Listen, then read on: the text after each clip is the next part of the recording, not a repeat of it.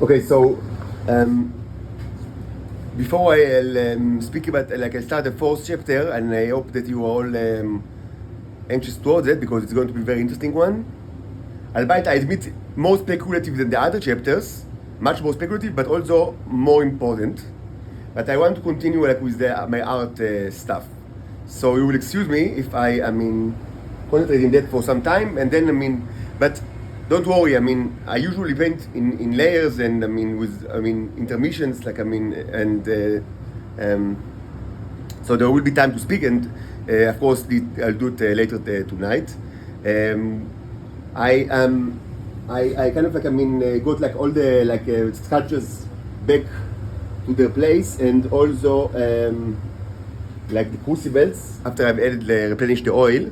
Maybe later today I will actually watch it under the microscope, and maybe I will also take a bit of a sandwich of it. We will see. Yesterday I've eaten quite a big portion. I don't know how it's distributed among you. So give me a clue. I don't know. I've eaten maybe 4 spoons in pita, and then another pita with kind of 2 spoons with the hard material that looks like charoset, the hard jam of Passover. I'm not certain if it's a lot or not, or how do you measure the concentration? Anyway, maybe I eat more of it today. And right now I'm going to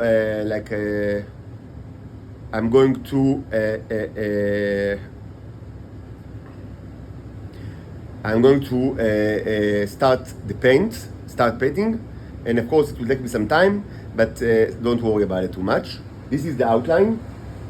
One thing that is new actually that I've never done until now, but it was done not like that exactly, but as you know, all my paintings, acrylic and oil, are containers. They contain huge amount of Nero's robots and also life forms. This was demonstrated by 13 examinations that I uploaded to this channel. And in the past I always wanted to put something that of my essence inside the painting. So I ash from cigar, or sweat, or even blood. If I've cut in my shaving, so I smeared a little bit of on empty canvases, and later when I painted on it, there was blood in it. But of course, it was greatly, because of the time that passed, because it's quite some time that I paint, they just multiply inside the acrylic and inside the oil, that are both very good mediums. And also they were energized by the attacks from the neighbors, by the electricity attacks. But what I've done now, that I haven't done before, is that I actually took, I had a little bit, of maybe, I don't know, 2 spoons or 3 spoons even of the beeswax and oil, and that were melted in the crucible, black oil, and that of course we don't need microscope to know that it's very rich in neos. So I smeared some of it on this background so that's why it's glossy, not only because of that, but also because I've added a small to these 3. I've added a small layer of gesso, black gesso, so it will so it will be better covered, the primer as they say. But also a noticeable layer of the wax. That this is the first time that I actually I placed very rich Nero mixture on paintings. Even though I spoke about it in the past quite a bit, but I want to do it. Just as you know, since I'm here in this house arrest, I do not paint at all because there are no good conditions for it. I must say that I found it ridiculous that people are still testing me, judging me. Why do you not think about yourself? Why do you think about testing me instead of think how you can save yourself from the apocalypse? So if I spend some time in creating black backgrounds over even a couple of days, it's a proof by the Israelis, according to the Israelis, that he cannot paint at all. That's why he's just only painting in black like a monkey. But that's the way that they think, because this is the kind of people that they are. And any person with a mind, with a brain, shouldn't think about whether this person will paint this thing or another thing, or will it be a nice painting or not? Who are you to decide? And it's not your business at all. And think about the future, and run to Israel to rescue me and my daughters from this hell. Run to Israel, not walk. Run to Israel instead of like, I mean, drowning yourself in like a never-ending bowl of lies and stupidity. You cannot judge me, and you don't need to judge me. And art, I mean, it's not. I mean, it's this is kind of like, I mean, any art that I produce is a unique artifact by the fact that first it's done by me, and second it's symbolic because it's part of symbolic language. It's very important to humans and to humanity, and also it almost always contains ample proof of millions. I mean, literally millions of like alien organisms and alien robots. And this is true to all my paintings, and it was demonstrated like in this channel. Anyway, so I'll tell you what we will do now. I mean, it might take me some time because I am a slow painter and I like to think about what I do and to paint in layers, and it's okay. I mean, and like, I mean, many times it takes me, I mean, you know, even like something that can look like something like this one that, I mean, certainly looks naive and, I mean, like almost not mimetic at all, but certainly symbolic. I can tell you that this actually is as simple as it is my like look. This is mainly made of acrylic. I mean, almost no oil at all. Usually my paints are both with oil and acrylic, like this one. So this one was actually, you believe it or not, it was painted, I mean, over a period of several months. I mean, I didn't like spend every day like in doing the months in painting it. I mean, you know, maybe like, you know, couple of minutes, like you know, every week or so. But it was actually painted along several months. Even though you might say, I mean, why? I mean, it's like, I mean, you know, every little child can paint it. But yes, it's maybe even it's true that every little child can paint it. But I mean, only one little child, which is myself, actually painted it. I mean, so. I mean, that's what makes it special. The fact that not every little child painted it, just one little child, which is myself. In the face level, you can see the hyper jump here, like the folding of space. But it's also, of course, I mean, it's related to the plane of Venus, as you can see. Never mind about it. But again, we need an outline because this is what we do now is a construction. It's not, I mean, it's made on purpose to symbolize action that occurs in this world. And this action relates very heavily to things that happened during the 1980s, but I will speak about it in the next chapter, which, again, I'm postponing in an hour or two because I want to start working on the colors. So it's related. I mean, kind of like the next chapter in this issue, this kind of like saga.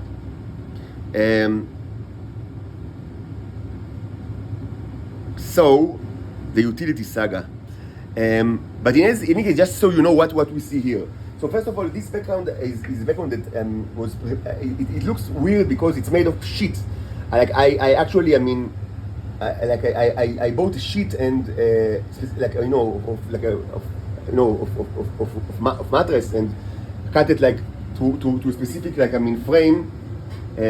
Never mind why, and I actually painted it with black oil long ago, so it already contains probably many life forms and heroes, because I mean it's pretty old, this one. I mean, many times I have backgrounds that I mean now I do not paint for many months, but I mean when I painted, like especially in my apartment in Shoam before I was supposed to move to my mother's apartment, I mean it was very typical for me to create backgrounds.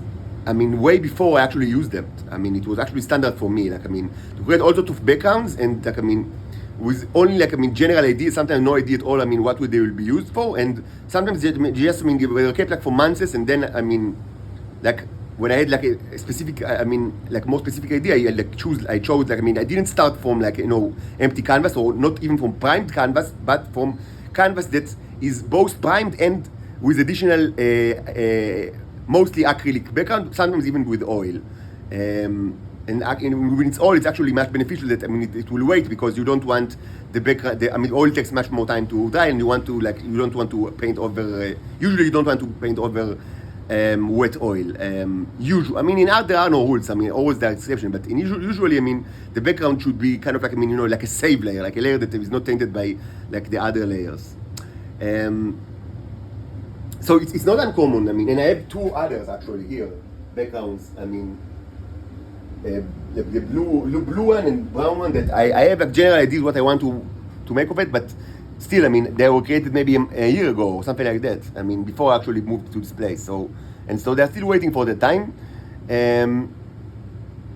Just the way that I paint. And in this kind of thing, it did not change when I switched when I moved more to oil and from acrylic I switched to oil gradually, but it's still like that. I mean,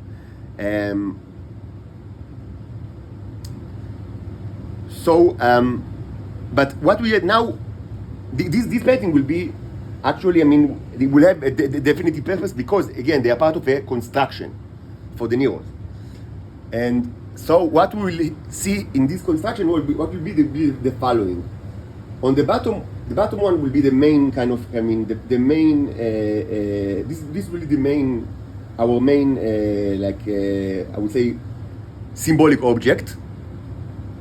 And we will have here two symbolic drawings of both of plutonium and uranium. Like the atomic representation, not the process representation.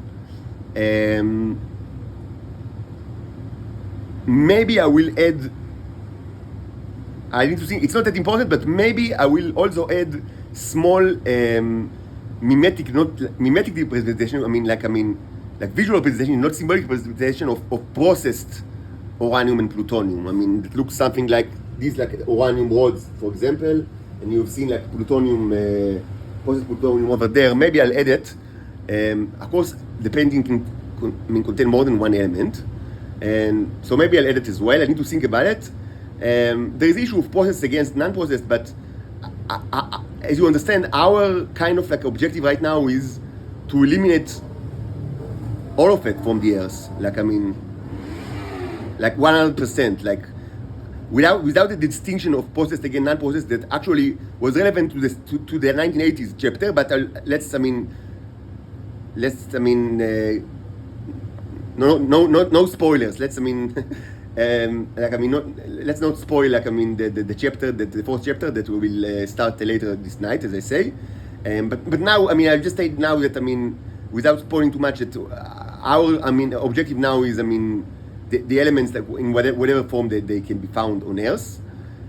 And in addition, I'll have a depiction of the solar, the symbolic depiction of the solar system. That this is kind of like you can see it a lot in many of my paintings. It's you know it very well if you follow me because it's very very first of all it's kind of like very easy to understand what it is.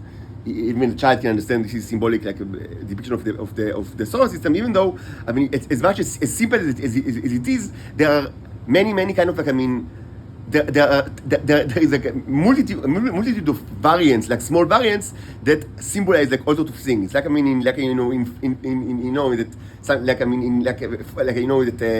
sometimes there is a kind of riddles that there are two photographs of two pictures that they need to find like the change between that, because so it's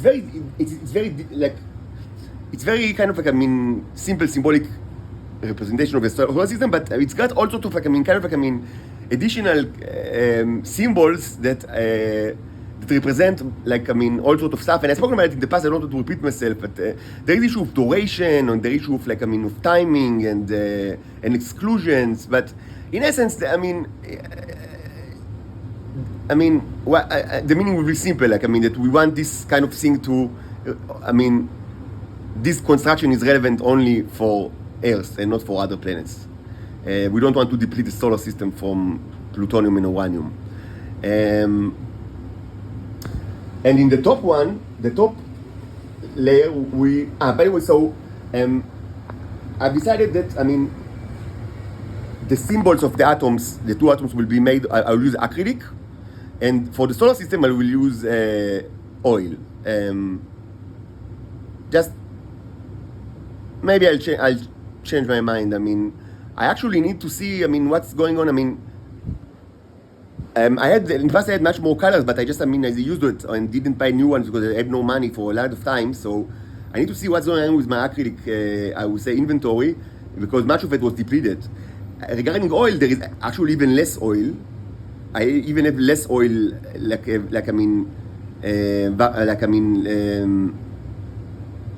not by volume, but by kind of like, a variety, even less variety, but with oil it's much, I find it easier and more natural to mix it, of course, because it's all of it will be mixed, of course.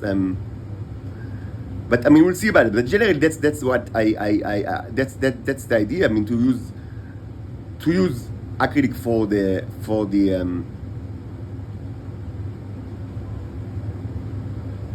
maybe I'll change my mind. Let's see about the inventory. It's not really that important. Let me think about it a little more, longer. Maybe, if we do want to, include, although elements of processed uranium and plutonium, it makes sense that, like, the symbols will be made out of, like, oil, like, to represent, like, nature, presumably, and acrylic, and the process will be made out of acrylic, even though it's not that, important symbolism. In the past, acrylic and oil, the duality between acrylic and oil actually, had many, had several, meanings in my appendix. The same symbol can symbolize different stuff. And, of course, the most, straightforward, and I was spoken about it quite a bit, that, in the past, if I paint a person, in both acrylic and oil, it means a hybrid. Presumably oil is like humans and acrylic is the titans, and if you create two of the same, it's two that are not the same, but two similar like portraits. So the duality means meaning hybrids, and that hybrids are my worst enemies.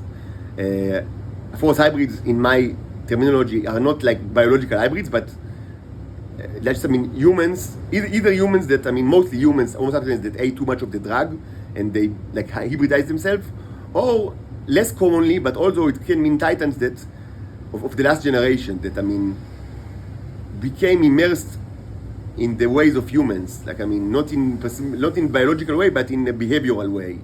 That they became disgusting just as humans, and they are also kind of like hybrid. But mostly what I mean when I say hybrid is that the Homo sapiens, they ate the drug and they are my worst enemies.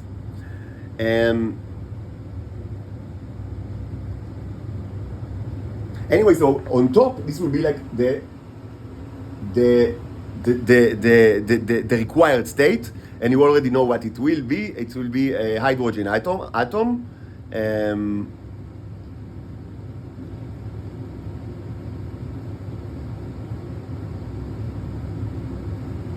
Maybe I in addition to the symbolic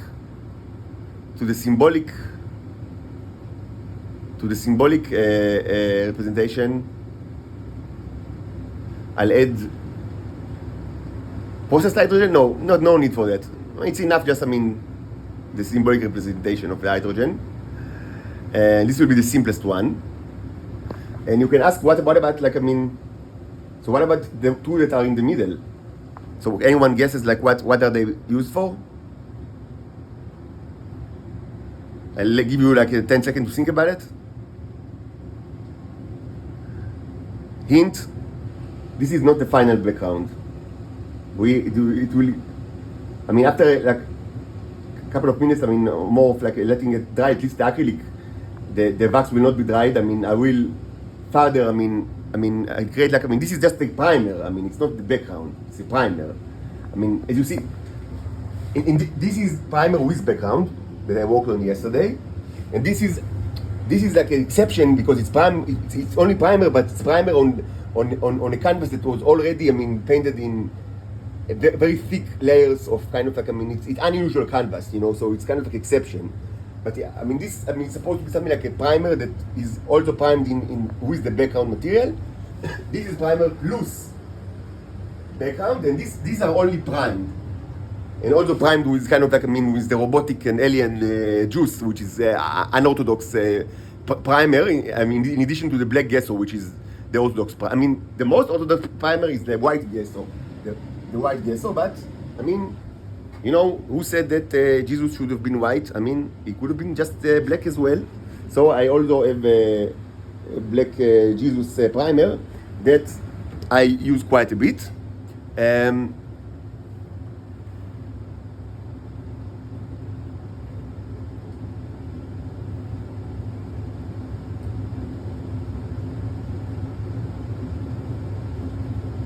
So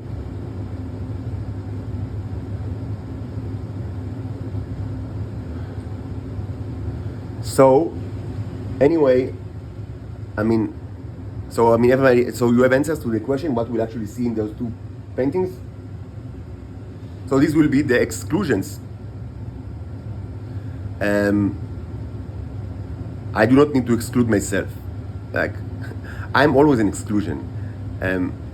There is a question of like, how do I force kind of like, a command or kind of like, a course or a plague to be like applied on a place where I stay if I stay there, because by default I'm always an exclusion. So, and this can also, so wherever I am, it can means that I exclude like my surrounding, but sometimes I want not to exclude my surroundings. So there is this issue of like, but I spoke about it a lot in the past. It was a major it's one of the first things that I spoke about it, and although it was in my art during the first months, it's like of my artistic voyage and symbolic voyage. I spoke about it quite a bit of the issue of exclusions. It's not very interesting actually, but it's very technical. But there are many videos and that I uploaded to Twitter. That deals with this issue, because sometimes I don't want like the place where I stay to be excluded. So anyway, this will be portraits of my two daughters.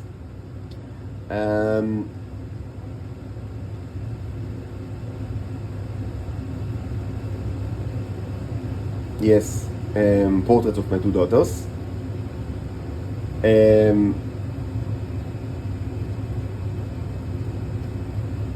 We will do it in black and white to symbolize the exclusion. And it will not be exactly this kind of like a background. It will be a little different. And as so that's the. And since of course there will be mimetic representation, not symbolic representation, and it will take me the longest time. Hopefully it will be nice. I'm not of course I do not claim to be a portrait painter at all, and I almost never mostly I deal with symbolic paintings, but I also had in the past I've painted like portraits. So I hope it will look nice enough. Eli and Orin. So that's the idea. That's the outline of what I'm going to do, and stay tuned for the fourth chapter that hopefully will start very soon.